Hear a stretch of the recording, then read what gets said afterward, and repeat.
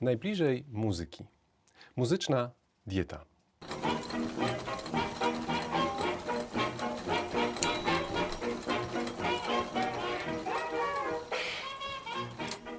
Dieta to nie tylko takie słowo, współczesne słowo, które znamy wszyscy, ale też takie, które wszyscy aplikowaliśmy. Nie znam osoby wśród swoich najbliższych znajomych, ale i dalszych, a myślę, że nie ma takiej wśród szerokiego ogółu społeczeństwa, które choćby raz nie spróbowało albo nie było zmuszone do skorzystania z jakiegoś rodzaju diety. Podejmujemy to wyzwanie nazwane dietą z różnych powodów, ze zdrowotnych, światopoglądowych, czasem religijnych, etc., etc. Te diety zresztą to coś tak powszechnego i taką wielością charakteryzującego się, że właściwie nie ma potrawy, która nie byłaby częścią jakiejś diety. Co mam na myśli?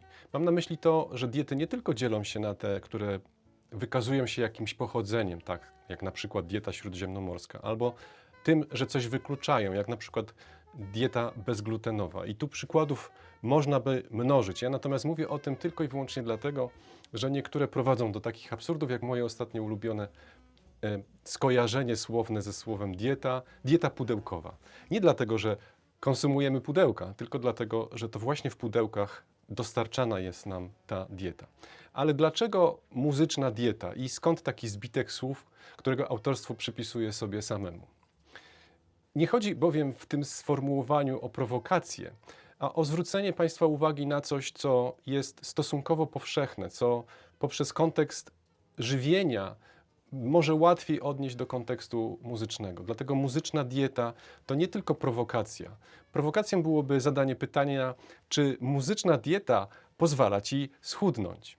Złośliwi powiedzą, że tak.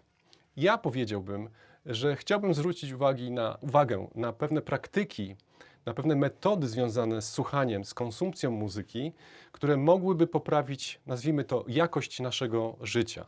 Bo dieta to nic innego jak, nazwijmy to, proceder, który prowadzi do zmiany jakości naszego życia. Dieta zresztą bywa rozumiana co najmniej na dwa sposoby.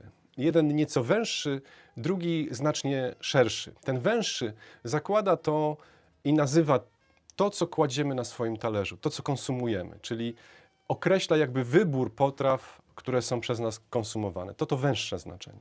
W szerszym znaczeniu, i o tym właśnie chciałbym mówić, dieta to nie tyle to, co konsumujemy, ale też sposoby, w jaki to robimy. Czy rzucamy się na jedzenie, czy może pozwalamy sobie na rytuał, czy jemy o przypadkowych porach, etc., etc. Myślę, że nie ma co tutaj tego tłumaczyć i że wszyscy z Państwa wiedzą lepiej ode mnie, jaka dieta nam służy. Ale jak to przetransponować do muzyki? Czym takim mogłaby być jako przykład taka dieta? Wyobraźmy sobie słuchanie wielkich dzieł muzyki na pośrednim sprzęcie audio. Nie chodzi o to, że tak nie można. To trochę tak, jakby kłaść kuchnię od cuisine na tekturze. No właśnie, nie chodzi o to, że tak nie można, tylko o to, że nie wszystkie smaki przechodzą.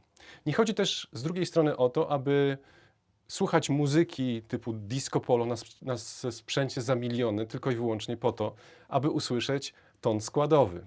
Pozdrawiam. Chodzi o coś znacznie innego. Ale jeszcze pozwólcie mi doprecyzować. Nie mam na myśli tego, aby pośrednią jakość nobilitować poprzez kładzenie jej na porcelanie. Przypomina mi się tu pewne tureckie porzekadło, które mówi o czymś takim, że klaun wprowadzony do pałacu nie staje się królem. To pałac staje się cyrkiem. Ale jeszcze raz podkreślam, cykl Najbliżej muzyki nie namawia Państwa, nas ogólnie, do tego, aby zmienić swoją muzyczną dietę w tym wąskim rozumieniu, to znaczy w tym, co kładziemy na swoim talerzu, ale właśnie w tym szerszym znaczeniu. Jak możemy poprzez praktyki słuchania muzyki wpłynąć na jakość naszego życia.